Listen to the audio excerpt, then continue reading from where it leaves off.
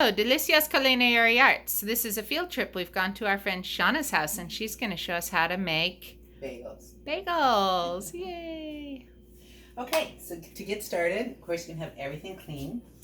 And it's only 5 ingredients in bagels. That's for plain bagel. You may want to top it with other things like poppy seeds or sesame seeds or garlic, my personal favorite.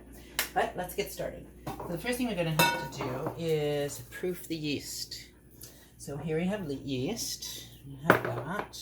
We need a bit of warm water for that, so we're going to heat that up. I believe it's 1 cup. This is for a recipe for 8 bagels. So there we go. A little bit more. That's 1 1/4 cup. There we go. 1 1/4 cup water. And then I'm just going to get the little Fire here. Get a fire going. Boom. There we go.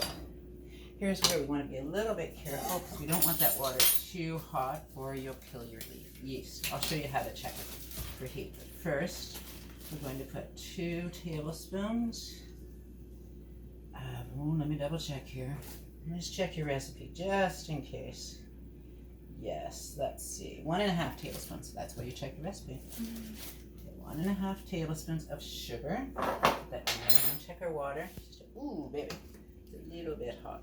The way you check this yeast is you just take a bit of the water and you run it, put it on your wrist. Just like checking milk for a baby bottle. To a baby. Yeah. That's a little bit hot. Check that, Monica. See how it feels. Feel that?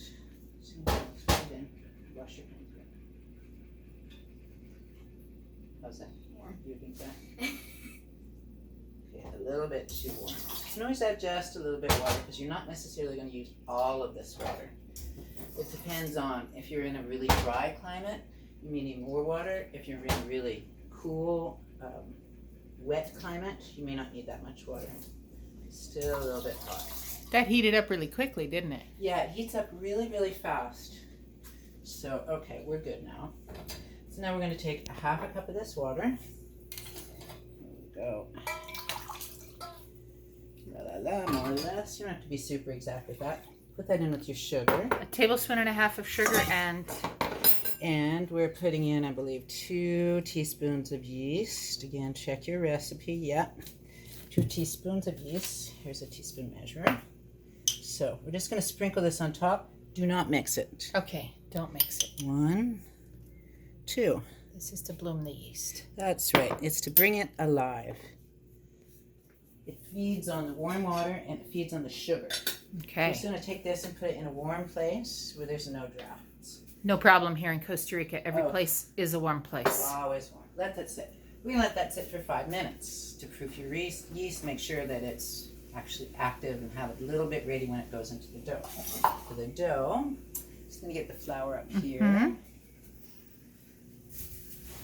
There we go. For the dough, we're going to mix flour and salt. Here we are. Dozy Dough, your partner. It's 3 1/2 cups of bread flour. We don't have bread flour in Costa Rica. I can't find it. So I'm just using whatever flour. It doesn't, you just want to make sure that you knead it well. So whatever flour works. 1, 2.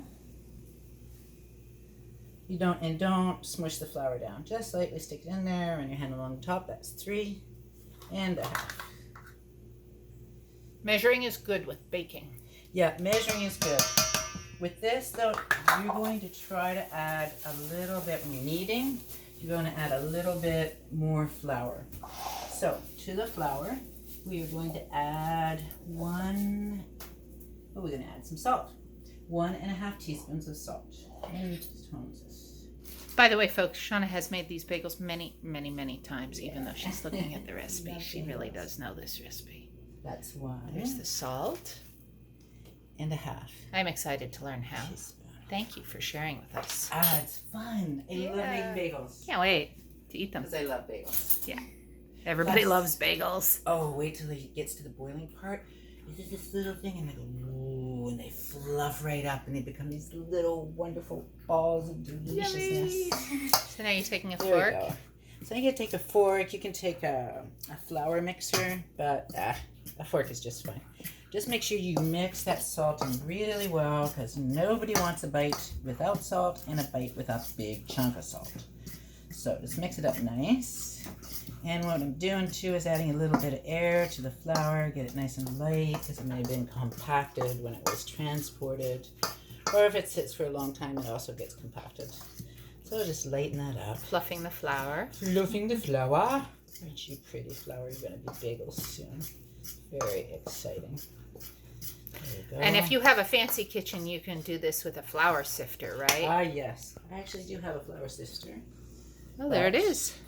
I know. Kind of like a fork. Yeah. I know. Also, because a lot of people don't have flour mixers. So Right. just letting you know, you just take a fork and away you go.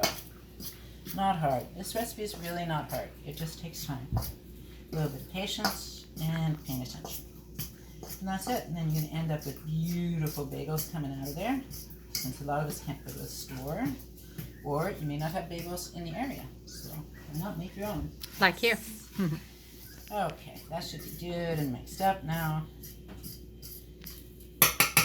Then we'll just take a couple minutes and wait for our yeast. Part 2 in a little while.